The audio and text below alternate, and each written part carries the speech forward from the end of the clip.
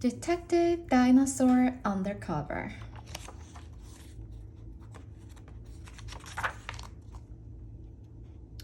Bring! The telephone rang in Detective Dinosaur's office. It was Chief Tyrannosaurus. Come to my office, Detective Dinosaur, said the chief. I have some undercover work for you.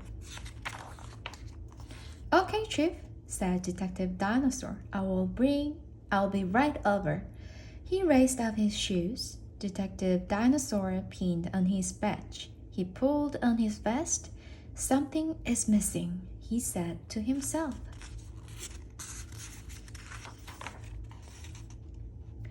I know, said Detective Dinosaur. The chief said, this was undercover work. I had better cover up. Detective Dinosaur put on his overcoat. He pulled on his gloves. He plopped his hat on his head and slipped on his dark glasses. Said Detective Dinosaur. I'm still not completely undercover. Detective Dinosaur stuffed the sofa cushions into his overcoat. He draped a blanket over his shoulders. He clipped papers all over himself. Oh dear, said Detective Dinosaur. Undercover work is tiring. Detective Dinosaur emptied his waste bucket onto the floor. He placed it over his head. It was very dark.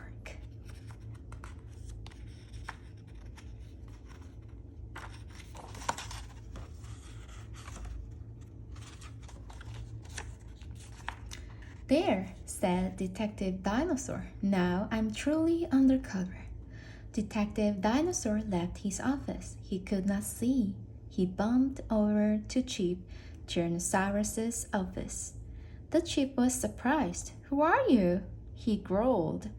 It's me, Detective Dinosaur, said Detective Dinosaur, reporting for undercover duty. Chief Tyrannosaurus laughed. Oh, Detective Dinosaur, he said. Undercover means in disguise. Take off that silly outfit. Detective Dinosaur took the waste basket off his head. He shed the blanket, took the cushions out of his overcoat, removed his dark glasses, hat, gloves, and overcoat, and sat down.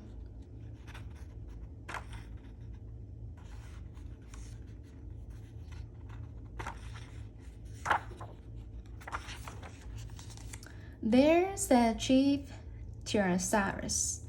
Now I can see you, Detective Dinosaur said. Yes, Chief, and yawned. I think undercover work is too tiring for me. I need a nap. Detective Dinosaur took a nap in his office. He had a dream. In his dream, Detective Dinosaur was being chased by two large, scary blobs. Each time he looked, the blobs were right behind him.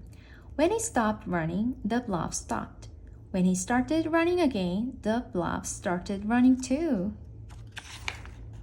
Oh, drat, said Detective Dinosaur in his dream. This is very alarming. I can't get away from these awful blobs. Go away, he shouted at the blobs.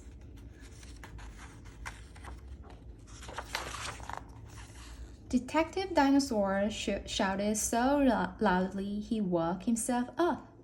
Thank goodness it was only a dream, said Detective Dinosaur. He began to sit up. As he sat up, he noticed two large blobs moving toward him under the blanket. Detective Dinosaur froze. The blobs froze too. Very slowly, Detective Dinosaur began to lie back down, and the blobs backward away from him. It was not just a dream, said Detective Dinosaur. It is happening to me right now. Help! Help! Help! He shouted. From all over the police station, officers came running. Officer Pterodactyl, Deputy Diplodocus, Cadet Kitty, and Chip Tyrannosaurus all crowded into the office. "What is the matter?" asked Chip Tyrannosaurus.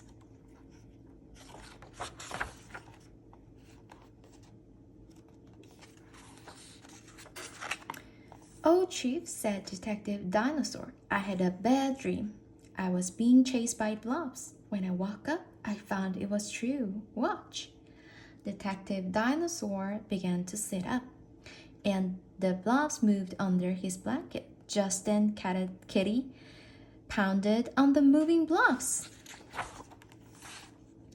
"Brave Kitty!" yelled Detective Dinosaur. "Ouch! Get those blobs! Ouch! Ouch!" Officer Pterodactyl giggled. "Those are not blobs," she said. "Those are your feet." She pulled back the blanket, and there were Detective Dinosaur's feet. Everyone left Detective Dinosaur's office. Cadet Kitty curled up on the blanket and closed her eyes. Detective Dinosaur petted her. "Brave Kitty," he said softly.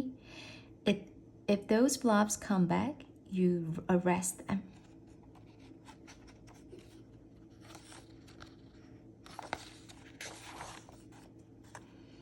It was a bright, sunny day. Detective Dinosaur and Officer Pterodactyl was on patrol. They stopped to buy some fruit at Risky Raptor's fruit market. Officer Pterodactyl chose a big green apple. Detective Dinosaur chose a round yellow pear. Officer Pterodactyl went to pay.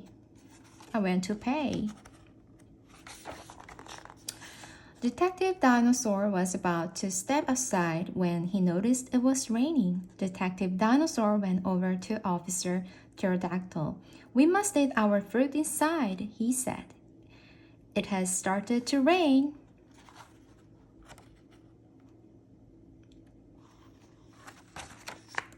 "You must be imagining things, sir," said Officer Pterodactyl. "It is a bright, sunny day. Look!" Detective Dinosaur turned around. Dinosaurs were strolling past in the warm sunshine. "Go on outside, sir," said Officer Pterodactyl. "I will join you when I have paid."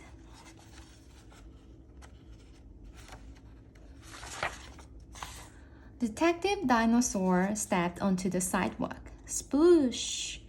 A spray of cold water hit Detective Dinosaur on the head. He ducked back under the awning. "That is very wet sunshine," said Detective Dinosaur to himself. Officer Pterodactyl joined him. "Why, sir?" she said. "You are all wet." "I told you it was raining," said Detective Dinosaur. "How mysterious," said Officer Pterodactyl. "It looks sunny to me, so you say," spoiled Detective Dinosaur. "You try stepping outside."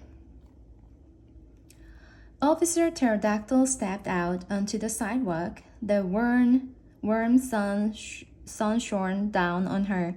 "There, you see," asked Officer Pterodactyl. "Now come on out." Slowly, Detective Dinosaur stepped out from under the awning.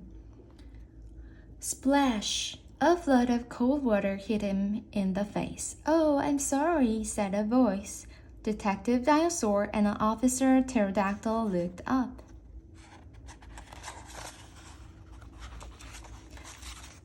Rowena Raptor held a watering can. "I was watering my flowers," called Rowena. "But I did not mean to water you." "Next time be more careful, ma'am," said Officer Pterodactyl. Detective Dinosaur went back inside the fruit stand. "May I borrow an umbrella?" he asked Ricky Raptor. "Certainly." Detective Dinosaur and Ricky Raptor. He brought out a big plaid umbrella. "Thank you," said Detective Dinosaur. He stepped back outside. "There," he said. "Now I'm ready for anything." "But, sir," said Officer Pterodactyl, It really is a beautiful day. You never know, said Detective Dinosaur. The weather around here can change so quickly. Together, the two friends walked on down the street and ate their fruit in the warm sunshine.